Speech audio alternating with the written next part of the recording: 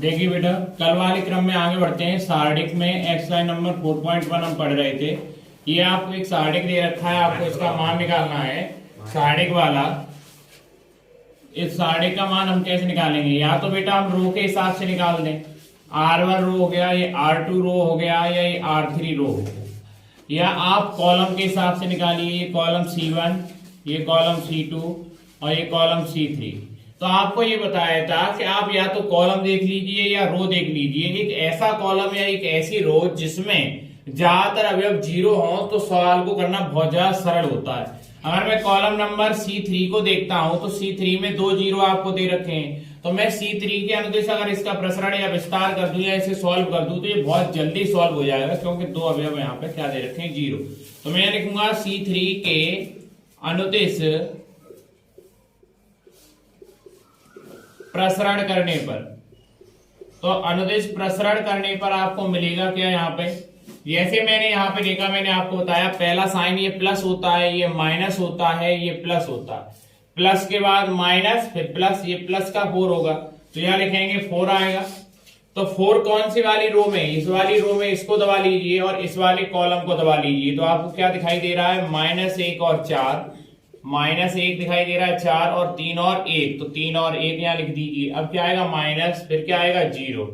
अब 0 कौन सी वाली रो में? इस वाली रो में, और ये वाले कॉलम में, तो इस वाली रो को आप दबा लीजिए। सेकंड वाली रो से कोई मतलब नहीं रहेगा, क्योंकि 0 सेकंड रो में, और कॉलम कौन सा है? C3, तो बचेगा 1, 4, 2 और 1, तो 1, 4 और 2 और 1। अब क्या आएगा? +0। अब 0 कौन सी वाली रो में? थर्ड रो में, तो थर्ड रो को हटा दीजिए और इस वाले कॉलम को हटा दीजिए, ये वाला कॉलम हट जाएगा, तो क्या बचेगा? 1, -1, 1 और -1, 2 और 3, यही आपके पास बचेगा। तो आपको ये पता चल रहा है 0 से मल्टीप्लाई कराएंगे, ये पूरा 0, ये भी 0, ये खत्म हो गया, केवल हमें इतना सॉल्व करना है। तो यहाँ आएगा 4 के बाद क्या आएगा बेटा? ब्रैकेट, 1 का मल्टीप्लाई 1 में करेंगे, -1 का +1 में, तो -1 या माइनस 4 3 या कितना हो जाएगा? 12, ये हो गया माइनस का 12। तो यहाँ आएगा 4 मल्टीप्लाई ब्रैकेट में कितना होगा? -13, -13 का मल्टीप्लाई 4 से कराएंगे तो कितना आएगा? -52, यही हमारा क्या हो जाएगा बेटा? आंसर हो जाएगा।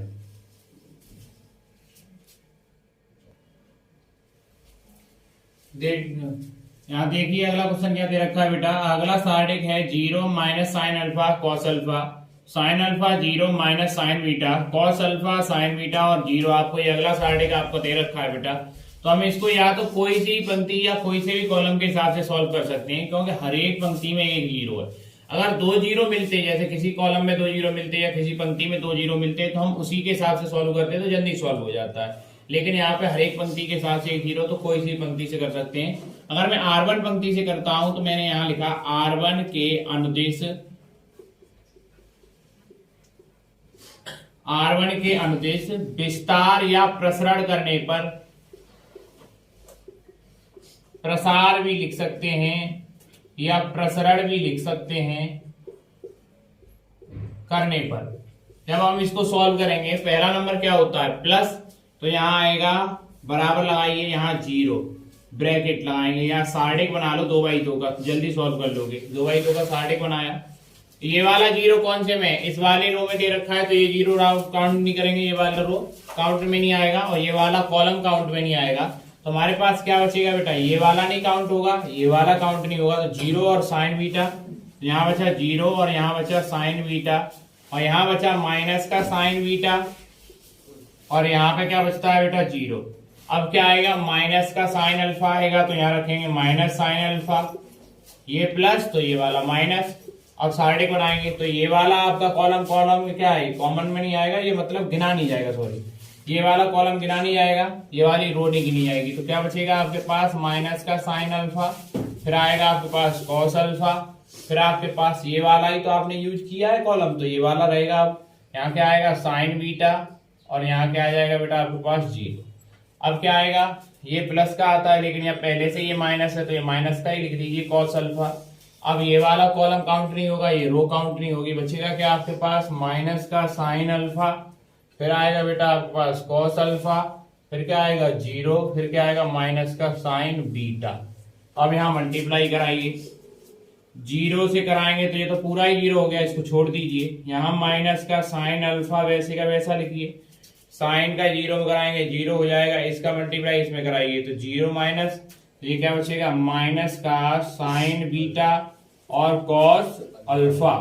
अब क्या है ये माइनस का कॉस अल्फा वैसे का वैसा लिख दीजिए, ठीक है। अब क्या करेंगे, जहां गुणा कराएंगे तो यहाँ 0, ये माइनस माइनस क्या हो जाएगा प्लस, तो यहाँ आएगा बेटा साइन अल्फा और साइन बीटा, ठीक है, ये आ जाएगा आपके पास।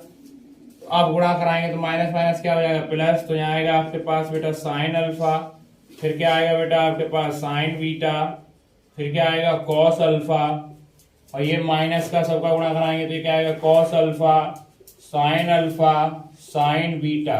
आप इसको और इसको ध्यान से देखिए, cos alpha sign beta, cos alpha sign beta, दोनों माइनस प्लस के घटाएंगे तो क्या बचेगा इनका आंसर 0। यही हमारा क्या हो जाएगा बेटा आंसर हो जाएगा।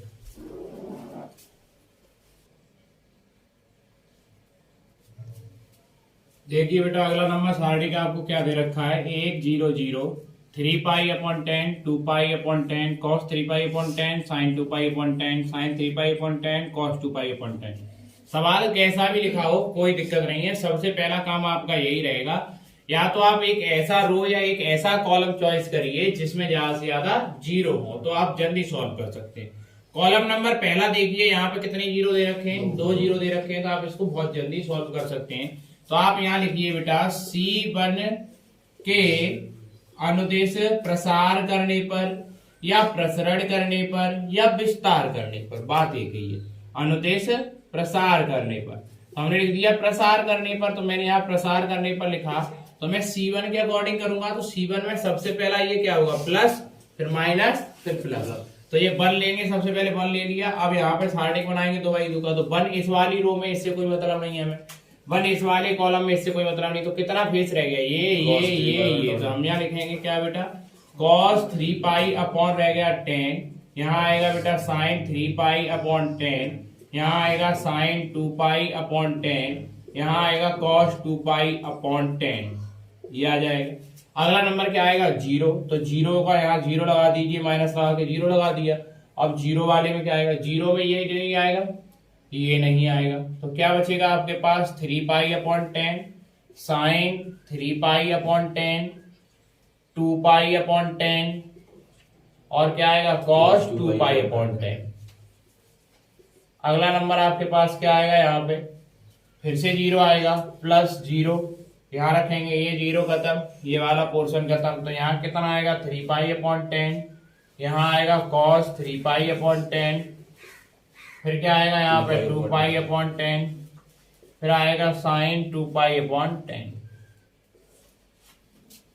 तो ये वाले 1 तो 1 से कुछ नहीं होने वाला, 1 से मल्टीप्लाई करोगे तो वही फेस रहेगा, तो इसका इससे मल्टीप्लाई कराएंगे तो यहाँ पे क्या आएगा आपके पास आएगा cos 3 pi upon 10 cos 2 pi upon 10 minus, फिर क्या आएगा साइन 2 पाई अपॉन 10 और साइन 3 पाई अपॉन 10। ये पूरा 0 से कराएंगे 0, ये कराएंगे 0, खत्म, उनसे कोई मतलब ही नहीं। यहाँ फॉर्मूला देखो cos A cos B, ये 2 पाई है बेटा, ये आएगा cos A cos B minus sine A sine B, formula काय का होता है cos A प्लस B का, तो cos A प्लस B, तो A की जगह पर जो है वो लिख दो और B की जगह पर जो है वो लिख दीजिए, तो ये cos A प्लस B बन गया। तो यहाँ आएगा cos, ये 10 एलसीएम हो जाएगा इसका, ये कितना होगा 3 और 2 5 पाई, 5 से इसको कट करो 5 2 या 10, तो ये आएगा cos पाई वाई अपॉन 2, पाई का मतलब 180 बटे 2 से भाग दो 90, cos 90 का मान क्या होता है 0, cos 90 क्या होता है 0, यही हमारा क्या हो जाएगा आंसर हो जाएगा।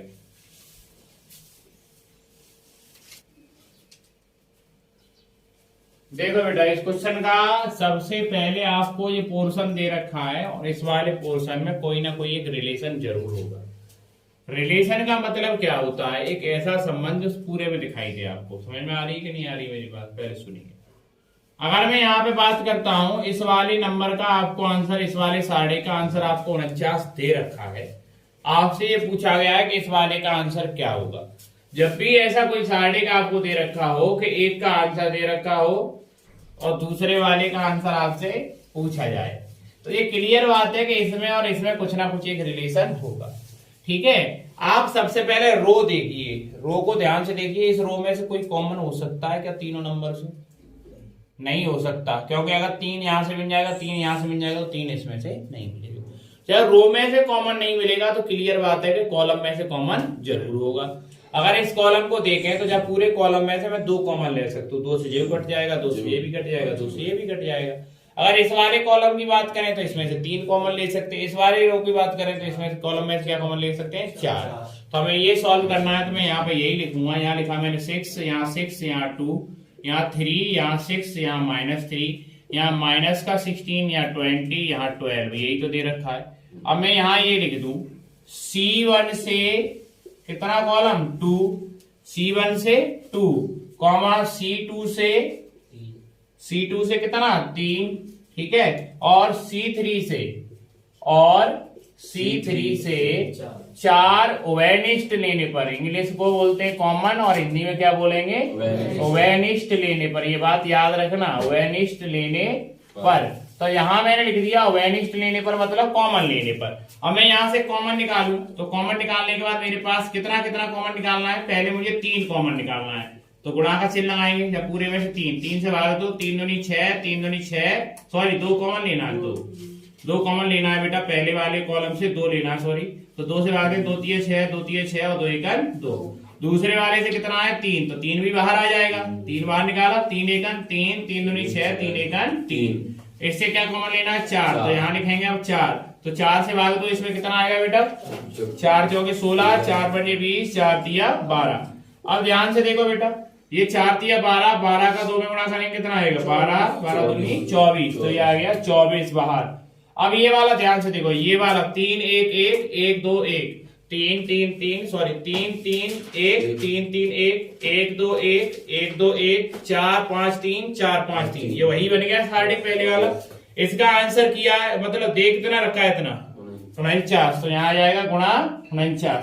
और इसको सॉल्व करो बेटा, 24 का इससे गुणा कराना है 49 से, तो यहाँ लिखेंगे 49 गुणा कितना आएगा? 24, 4 में 36, 3 कैरी आ जाएगी, ठीक है, 4 चौके 16 और 3 कितना हो जाएगा? 19, यहाँ गुणा लगाएंगे, 2 में 18, 2 चौके 8 1 9, जोड़ दो कितना आएगा? 6, ठीक है, 9 8 17, ये 10 और 1 11, 1176 क्या हो जाएगा? आपका आंसर हो जाएगा। अगला सवाल देखिए बेटा, ये सवाल कई बार रिपीट भी होता रहता है पेपर में। सवाल क्या है? ए बराबर आपको सारणिक दे रखा है, दिखाइए का मीन्स होता है सो दैट करना, दिखाइए, दर्शाइए, सिद्ध कीजिए, बात एक ही होती है, मतलब इतने के बराबर हमें इतना बताना है। सबसे पहला नंबर आप स्टेप सॉल्व करेंगे ये वाला LHS वाला। तो यहाँ अगर मैं LHS को देखता हूं तो LHS मेरे पास है क्या बेटा? यहाँ दे रखा है सारणिक के अंदर 2a दे रखा है। क्या दे रखा है? सारणिक के अंदर 2a। तो इसका मतलब क्या है? पहले ए वाले पोर्शन में 2 का गुणा कराना है, फिर उसके बाद उसको सॉल्व करना है। समझ में आ रही कि नहीं आ रही?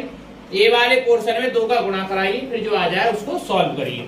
तो मैं यहाँ ए वाले पोर्शन में 2 का गुणा कर दूं, यहाँ कर रहा हूं मैं डायरेक्टली, तो 2 1 2, 2 चौके 8 और 2 दूने 4 और 2 दूने 4। अब मैं इसको सॉल्व कर दूं, 4 दूनी 8 माइनस 8 चौके 32, तो यहाँ कितना बचेगा बेटा आपके पास? माइनस का 24। यही हमारा क्या बनेगा आंसर LHS का। अब मैं RHS चेक करूं तो RHS मेरे पास क्या है बेटा? RHS मेरे पास है 4 और सारणिक में क्या दे रखा है? A, तो मैं लिखा है 4 और लिखूंगा मैं यहाँ सारणिक A कितना है मेरे पास? 1 4 2 और 2, तो 1 का गुणा 2 में करेंगे तो यहाँ कितना आएगा? 4, यहाँ लिखा रहने दीजिए ब्रैकेट, 2 1 2 माइनस 4 दूनी 8, यहाँ होगा 8, यहाँ कितना बचेगा? 4, और यहाँ क्या बचेगा? माइनस का 6। तो इसको अगर हम सॉल्व करें तो माइनस 24। देखो LHS भी वही, RHS भी वही, तो मैं यहाँ लिख सकता हूँ कि जो LHS है वही RHS है। यही मुझे दिखाना था सॉल्व करके बेटा।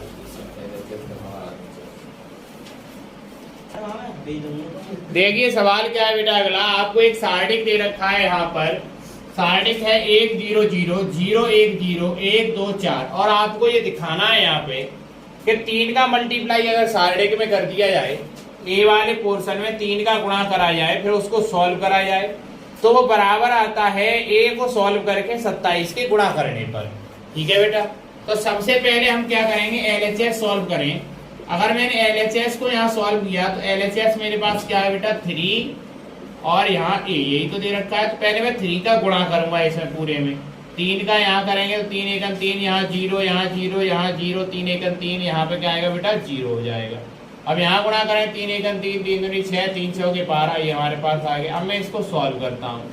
तो सॉल्व मैंने कैसे बताया था बेटा, आपको उसको सॉल्व करना है जहाँ 2 0 मिल जाए आपको। या तो आप इसको सॉल्व कर लो या जागू सॉल्व कर लो, कॉलम के हिसाब से 2 0 इसमें भी है, 2 0 इसमें भी है। और C1 के अनुदिश प्रसार करने पर, तो C1 के अनुदिश हम यहाँ प्रसार कर रहे हैं तो लिखेंगे अनुदिश प्रसार करने पर। तो प्रसार करने पर आपको क्या मिलेगा वो लिखिए।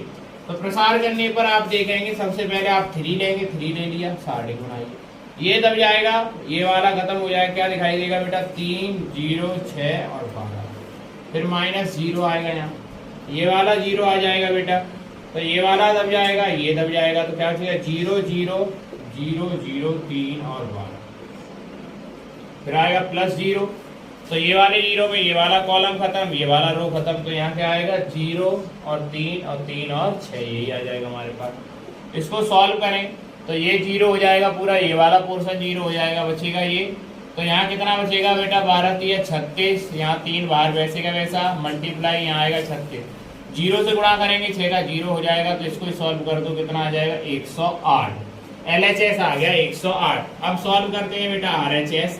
तो RHS हमारे पास क्या है 27 और फिर क्या है सार्डिक A, तो सार्डिक A को लिखेंगे 1 0 0 0 1 0 1 2 और 4, यहाँ मैंने लिख दिया इसको 27 वैसे का वैसा। अब हम के अनुदेश करते हैं C1 के अनुदेश, C1 के अनुदेश इसमें भी और C1 के अनुदेश इसमें भी। तो C1 के अनुदेश प्रसार करने पर, अनुदेश प्रसार करने पर, तो जब हम C1 के अनुदेश इसको प्रसार करेंगे बेटा, तो C1 के अनुदेश प्रसार करने पर क्या आएगा आपके पास, यहाँ रखो, यहाँ सबसे पहले आएगा 1, तो 1 रखेंगे बेटा, यहाँ आएगा 27 गुणा 1, ठीक है, 27 का पूरे में गुणा करते जाएंगे, तो 27 का यहाँ 1 आएगा, तो यहाँ मैंने 1 रख दिया, तो 1 का यहाँ रखने के बाद यहाँ पे क्या बचेगा, ये वाला ये रो खत्म और ये वाला कॉलम खत्म, बचेगा 1 2 0 4, 1 2 0 और 4, यही बचेगा हमारे पास बेटा। अब क्या बचेगा हमारे पास, अगला नंबर आएगा 0, 27 का गुणा करेंगे 0 हो जाएगा, अगला फिर से 0 हो जाएगा, तो अगली वाले को मैं लिख ही नहीं रहा, क्योंकि ये 0 से सॉल्व होगा तब पूरा 0 हो जाएगा, फिर 0 सॉल्व होगा 0 हो जाएगा, जाएगा 27 4 1 4 और 2 का गुणा 0 करेंगे तो 0 आएगा, 27 चौके 108, यही हमारा आंसर हो जाएगा। तो जो LHS निकला 108 वही निकला RHS, तो हम यहाँ लिख देंगे कि LHS जो है वही क्या है RHS है। तो दोनों साइड बराबर हैं, तो यही हमें प्रूव करना था।